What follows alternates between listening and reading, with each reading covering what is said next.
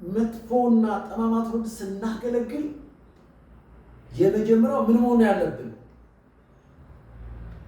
ነውር የሌለባችሁ ካለዋ የዋሆች መሆን ይጠበቅብናል። የዋህ። ሁለተኛው ያለ ነቀፋ ሁልጊዜ እንትናችን ነው የምትፈለገው፣ ድካማችን ነው የምትጎረጎረው። 95 መልካምነት እያለ 5% እሷ ናት የምትመዘዘው። እሱ እኮ እንዲህ ያደርጋል፣ እሱ እኮ እንደዚህ ያደርጋል። ትልቁ እግዚአብሔር ቤት ውስጥ ምእመኑ የአገልጋይን እጸት ሲያወራ ድካም የሚያወራ ምእመን የትም በቃይ ነው። ባለበት እርገጥ ነው። ባለበት ምእመኑ ለምንድን ነው የማይባረከው ሲባል የአገልጋይን ጉድለት ስለሚያወሩ። አንደኛው እኛ ልንጸልይላቸው ነው እንጂ የሚገባው እኛ መጥፎ ትውልድ ጠማማ ትውልድ እናውቃለን። ይህ ስጋ አለ እኮ ይህ ስጋ እኮ ማሸነፍ ሌላ ተአምር ነው። ዓለም አለ፣ ሰው አለ፣ ሰይጣን አለ። ይህ ሁሉ ታግሎ ስብከት ያወጣል። ስለዚህ ትውልዱ በጣም አንድ ስቄላያን በጣም ገርሜ ቃል አለ። አሁን ክፍሉን እንዲህ ይላል፣ እንደ ጥሩ በገና ተጫዋች አጠገብ ይቀመጣሉ አለ። ልባቸው አንተ ጋር የለም። አገልጋይም ልጇል እዚህ ሁሉ ልጇል። እነሱ ልባቸው በቤት ነው፣ ልባቸው እዛ ነው፣ ልባቸው ሲኒማ ቤት ነው፣ ልባቸው ጎረቤቶቻቸው ነው፣ ልባቸው እሱ በታት ነው የለም። ልባቸው እዚያ በአካል ነው። የሆነ ተረት ከተናገረ ነው ተገግ የሚሉት። እግዚአብሔር ቃል እጅግ ወሳኝ ነው። እንዲህ ይላል፣ እናንተ የምድር ጨው ናችሁ። ጨው አልጫ ቢሆን ግን በምን ይጣፍጣል? ወደ ውጪ ተጥሎ በሰው ከመረገጥ በቀር ወደፊት ለምንም አይጠቅምም። እናንተ የዓለም ብርሃን ናችሁ። በተራራ ላይ ያለች ከተማ ልትሰወር አይቻላትም። መብራትን አብርተው ከእንቅብ በታች አይደለም እንጂ በመቅረዝ ላይ ያኖሩታል፣ በቤት ላሉ ሁሉ ይበራል። እናንተ ምኖች የዓለም ብርሃን ናችሁ። እዛኛው ያነበሩ ነው። በእነርሱ መካከል ስትኖሩ የሕይወትን ቃል እያቀረባችሁ ከኛ የሕይወት ቃል ይጠበቃል ለትውልድ ለማቅረብ። በዓለም እንደምትታያላችሁ እንደ ብርሃን። አንድ ሰው ነጭ ልብስ ከለበሰ በጭቃ ውስጥ ነው የሚሄደው። ሁሉ ጠንቃቃ ነው። ሁሉ ጊዜ ድሮ ልጅ እያለሁ መከረ ቤተክርስቲያን እዚህ ሾላ ገበያ ውስጥ አንዲት ትዓቅ ነበርና ትጸልያለች። ለምንድን ነው የምትለው እያዳምጣለሁ። ጠጋቢ ጸሎት እንዴት እንደምትጸልይ ስለማላውቅ እና ድምፁ አይሰማም፣ ግን ሁሉ ሰው ይነቅፋታል። እና ይገርመኝ ነበር። ወደ ቸርች ስትመጣ ሁልጊዜ ሰው ይዛ ትመጣለች። ስለምትጸልይ ከጌታ ጋር ጥሩ ህብረት ስላላት፣ ከቃሉ ጋር ጥሩ ህብረት ስላላት ያኛው የማይጸልየው ያወራባታል።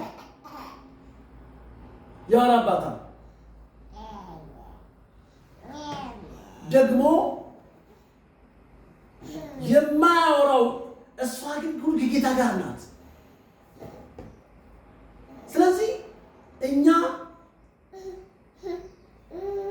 ለዓለም የሕይወት ቃል ለትውልዱ የሕይወትን ቃል እያቀረብን በዓለም እንደ ብርሃን እንታያለን። እናንተ የዓለም ብርሃን ናችሁ አለ ኢየሱስ። የዓለምን ብርሃን በክፋት ላይ፣ በተንኮል ላይ፣ በግዝብዝነት ላይ፣ በቅንዓት ላይ አሁንማ ምንም እኮ ለስጋ ነው ምቾት የሚሰጠው። ምቾት ድኖት ተመችቶታል።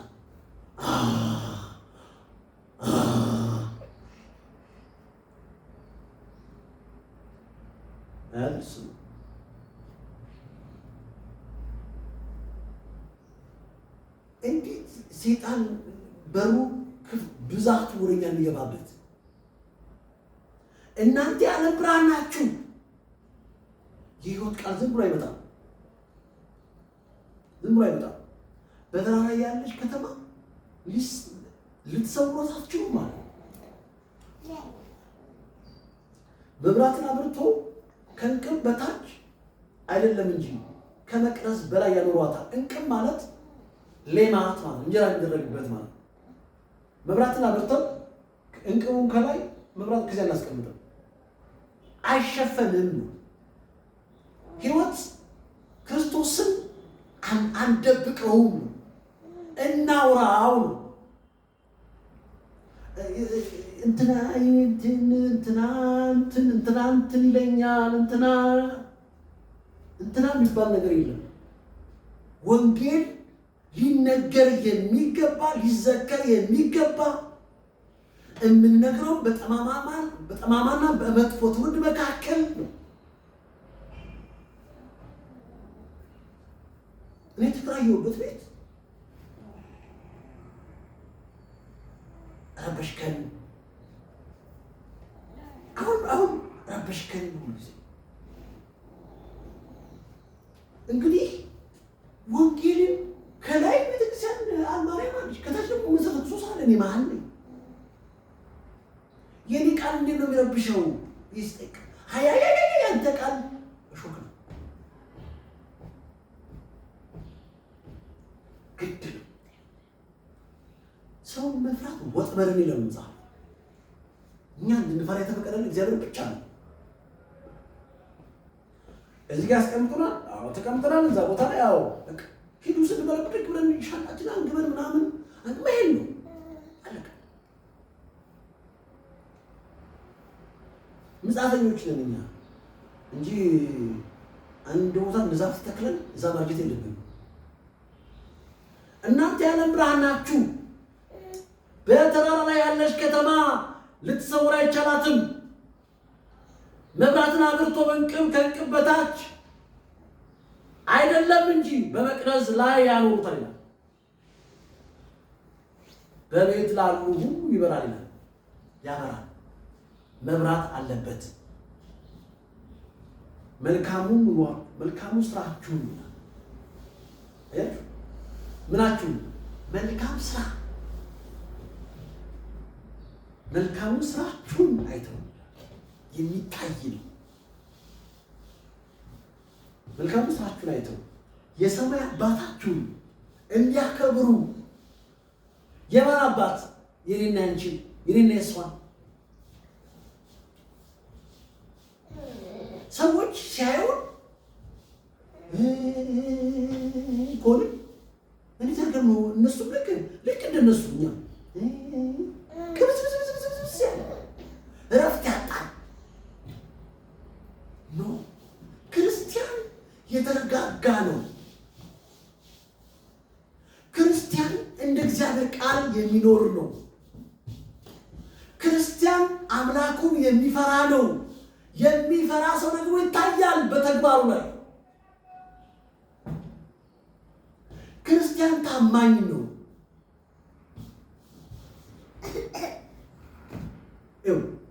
መልካሙ ስራችሁን አይተው ይላል። በሰማይ ያለው አባታችሁ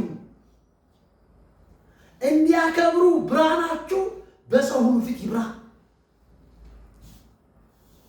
የኛ ብርሃን የሚገለጠው የት ነው ሲባል በሰው መካከል ነው እንጂ ተራራ ላይ እንጂ ቁጭ ብዬ ሰው መሀል ነው። ሰው መሀል ያንቺ ብርሃን ለህሊና ህሊና ያንቺ እውነት ነው። እናንተ ክርስቲያኖች ግን እዚህ ግቢ ስትንቀሳቀሱ እነማን ናችሁ? ይታያል። ምንም ሳንናገር መታየት ይችላል። እኔ ቡና ጠጣሁ እችላለሁ። እዛ ይመጣሉ፣ ዙሪያዬን አጠገቤ ይመጣሉ። እኔ ምንም አልልም፣ ዝም ብሎ ነው። ጊዜ ስለምጠብቅ ነው። ግን ሁለት ሰዎች ሊቀርቡ በጣም እያየኋቸው ነው። በጣም ስለዚህ አንደበታችን በጨው እንደተቀመመ በጸጋ መሆን አለበት። ወንጌል የምንሰብከው ሌላው በጎነት ነው። መስጠት፣ መቆረስ አለብን። ስለዚህ ብርሃናችን የሕይወትን ቃል እያቀረብን ነው የምንኖረው። የሕይወትን ቃል እያቀረብን እየኖርንም እንኳን አለ ጳውሎስ የሕይወትን ቃል እያቀረባችሁ በዓለም እንደ ብርሃን ትታያላችሁ። እኛ ወንጌልን ሰብካል፣ ምንም ችግር የለበትም። ቃሉና ተግባሩ ግን አንድ አይነት አይደለም። ወንጌል በጣም እንሰብካለን። አሁን ወደ 35 ሚሊዮን ደርሰናል። ቁጥራችን ይሄ ሁሉ ክርስቲያን ትንሽዬ ክርስቲያን ነው። በደርግ ጊዜ ትንሽ የነበረው ጊዜ ዓለምን ነበር የሚያናውጡት። ከኢትዮጵያ አልፈው ማለት ነው ያንቀጠቅጧት ነበር። ቃላቸውና ተግባራቸው አንድ ነው። ወንጌል ተናግረን አንድ አይነት መሆን አለበት። የክፋት ቤት የቀበሮ ዋሻ መሆን የለበትም። ቀበሮ በጣም ተንኮለኛ ናት። በጣም ክፉ ናት። በእግዚአብሔር ቤት ውስጥ እጅግ ጠንቃቆች ብልሆች መሆን አለብን ስንንቀሳቀስ። ስለዚህ በዓለም እንደ ብርሃን ትታያላችሁ አለና ጳውሎስ ስለዚህ አለ። ቀጥልና የሕይወትን ቃል እያቀረባችሁ በዓለም እንደ ብርሃን ትታያላችሁ አለ። የሕይወትን ቃል እናቀርባለን። ቃላችን ብርሃን ነው። ተግባራችን ምንድን ነው? ብርሃን። በጎረቤቶቻችን እኛን ሲያዩ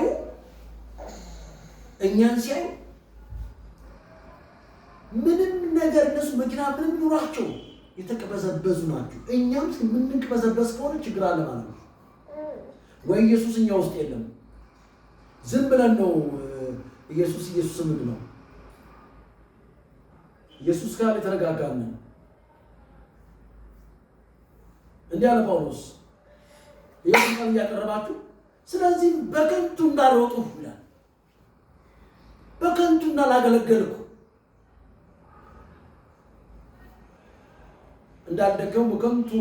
እንዳልደከሙ በክርስቶስ ቀን የምንመካበት ይሆንልኛል።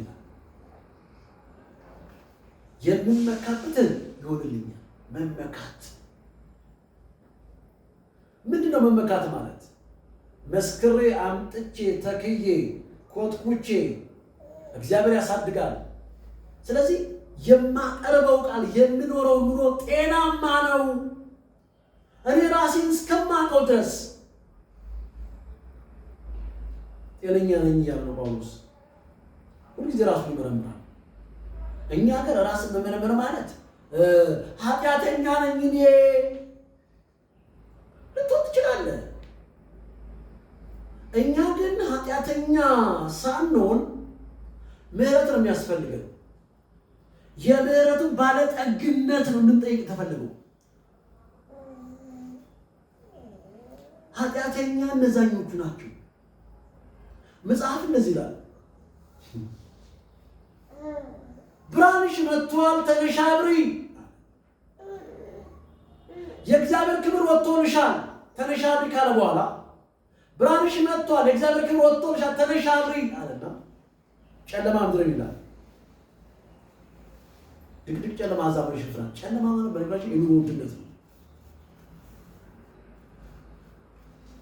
ጦርነት ነው፣ ረሃብ፣ ቸነፈር። እኛ በዚህ አይነት ዘመን እንዴት ነው የምንኖረው?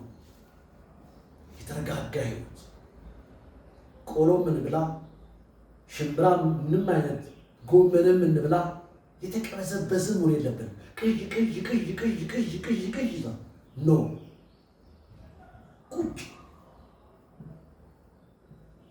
እኛ በረሃብ ዘመን አበዳሪዎች ሆኑ። አበዳሪዎች እኔ በዛ ምድረ በዳ ሳሳልፍ ብድር የሚባል ነገር ተብድሬ አላውቅም። 3 ቀን ጾም ይዘን ኖ እስቲ እግዚአብሔር የሚገልገው ይገኛል አልሞት ነው ወርድ አሁን እንጀራ አላስብም፣ ልብስም አላስብም። ከዛ አልፍ ያለው አሁን ፈተናዬ ሌላ ነው። ያው ፈተና ይባሰ ነው፣ ይባሰ አታምጣ ነው። ከፍ ብያለሁ አሁን ላይ።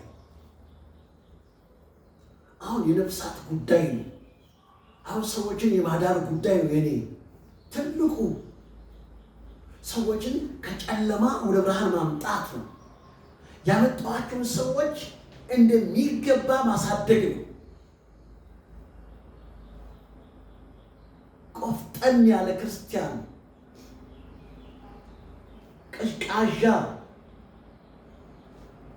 መንቀዥቀዥ ፈጽሞ አይፈቀድም። እንደ እግዚአብሔር ቃል ጸልያለን። ቃሉ ማሰላሰል ነው። ጽድቅና መንግስቱን ፈልጉ ማለት ምን ማለት ነው? ጽድቅ ኢየሱስ ነው። መንግስቱ ደግሞ በክርስቶስ አምነን የምንገባበት ነው። እሱን ስናስቀድም የሚያስፈልገን ነገር ሁሉ ይለቀቃል።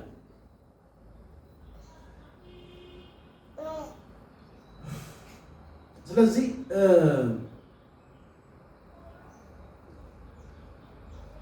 ቅድም ኢሳይያስ ምዕራፍ 60 ላይ ያነበብኩት ቃል የተናገሩት ቃል በቃሌ ብርሃንሽ መጥቷል አለ። የእግዚአብሔር ክብር ወጥቶልሻል፣ ተነሺ አብሪ አለና ጨለማ ምድርን ይላል። ድቅድቅ ጨለማ አሕዛብን ሸፈነ። ድቅድቅ ማለት ማየት አንታያይ እንዲህ የሚዳበስ የሚጨበጥ ማለት አሕዛብን ይሸፍናል። አሕዛብ ማለት በስዕላ ስዕል የሚያመልክ በቅርጻ ቅርጽ የሚያመልክ መሶብ ሰፍቶ እንጀራ መሀል ላይ አድርጎ ጽዋ እያለ ራሱ የሰፋውን ራሱ የሚያመልክ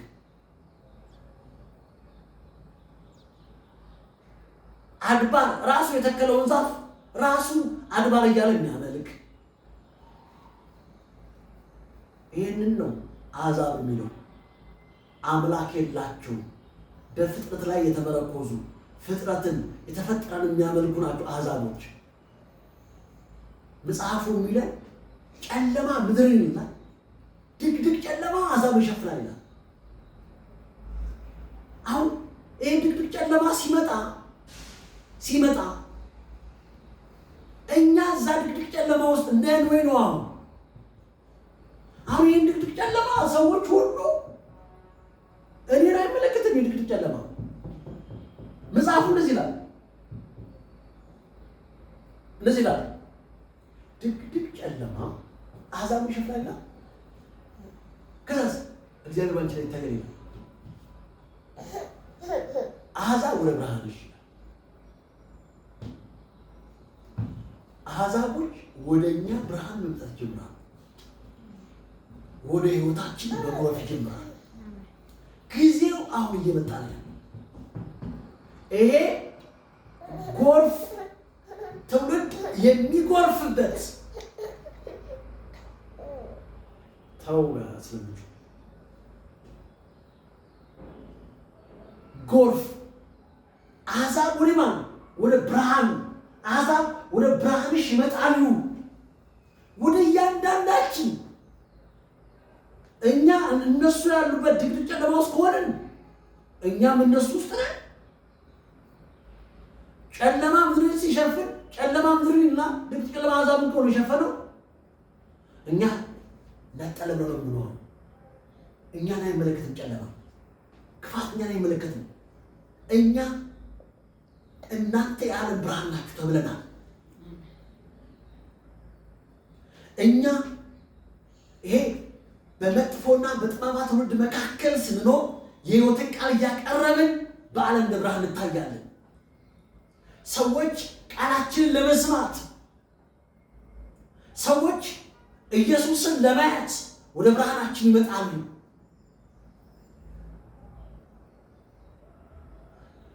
አሕዛቦች ወደ ብርሃናችን ይመጣሉ።